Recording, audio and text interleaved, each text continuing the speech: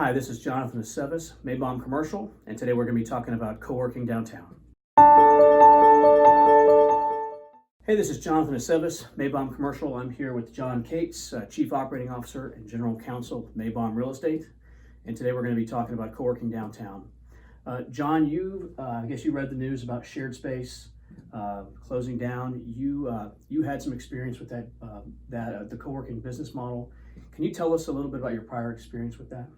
Sure. So when I was in Atlanta, co-working was really starting to take off, and it was both co-working from, I guess, an office concept, but also from an entrepreneurship concept. So co-working space like WeWork and others that were purely, office tenant type, and then also incubator space. So we were involved with helping the Atlanta Technology Village get started. And so we got to see in Atlanta over probably a 6 or 7 year period the co-working model take shape in all of its different forms. So what was your connection to Sharedspace?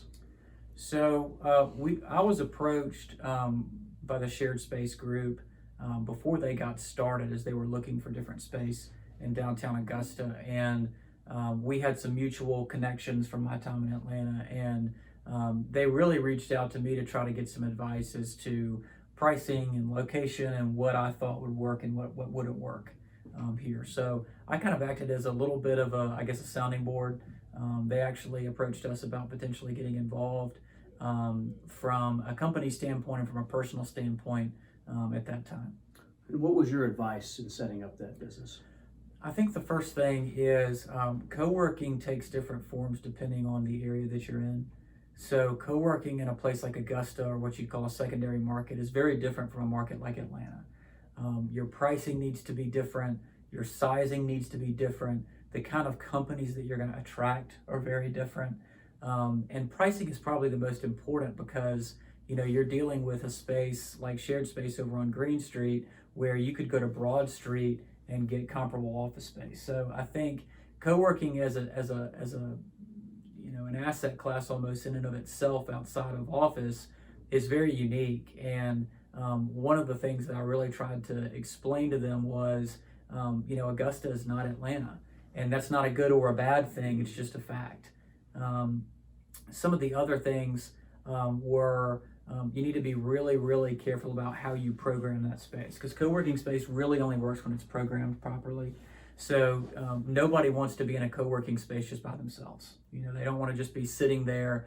You have to create a pretty inviting and exciting entrepreneurial community where you've got several different people doing different things. There has to be a good energy there. And so I think that you really have to do a good job of programming certain events to give people a reason to want to be there. Because a lot of people who are there are likely either working at home or they're working somewhere else. And so if you want to build that community, I think that was a critical aspect of it. And one of the parts where I initially tried to offer them advice in addition to getting the location, the size of it correct. Do you think we're seeing a paradigm shift in the market? Are consumers changing the way they office? I mean, we've seen the fall of WeWork and now this. What are your thoughts about the general co-working model? I don't think so. I don't think really WeWork's sort of struggles through their IPO really are a true reflection of the health of the co-working space and the co-working industry. Again, I think it works, but it's got to be done smaller and then grown larger. That was one of the biggest things that I didn't really necessarily agree with about Sharedspace. Was I thought they went too big too fast. Nobody wants to go into one of these spaces and be alone. And what my advice was initially was pick a smaller space, maybe 3,000, 4,000, 5,000 square feet, be bursting at the seams, program it, have people in there, have a waiting list. And then once you've got that demand there and that community built, then you can transport it to a bigger space. But by not having the right programming up front, by taking a space that was too big, I think it disincentivized people from wanting to be there because nobody wanted to be there and hear their own voices echo. Half empty. That's right, half empty. So, you've got to balance that cultural aspect of a co-working space with the size of it itself. And then the other thing, like we were talking about before, you got to get the pricing right.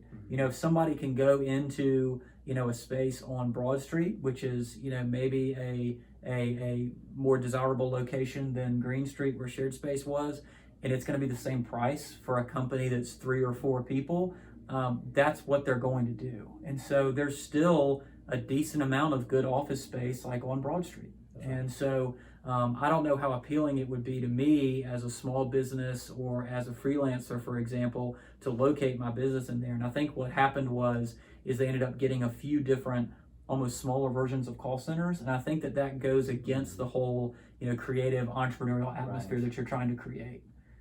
That's right. What implications do you think this has, in your opinion, for downtown business, office, retail? Well, I think the first thing is that people need to understand why it happened, right? I mean, just because the concept didn't work doesn't mean that co-working can't work in Augusta.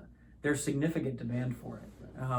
And I think one of the things that we saw when I was involved in the Augusta Innovation Zone was we also got to the point where we were almost going to be in a space that was too big. And that's why it didn't work in the Woolworths building. We were looking at that a few years ago is we really felt like there was a huge need for it and we had a waiting list, but you had to start smaller to make sure that you could prove out the concept. So I don't want people to take away that this model doesn't work in a market like Augusta. It does.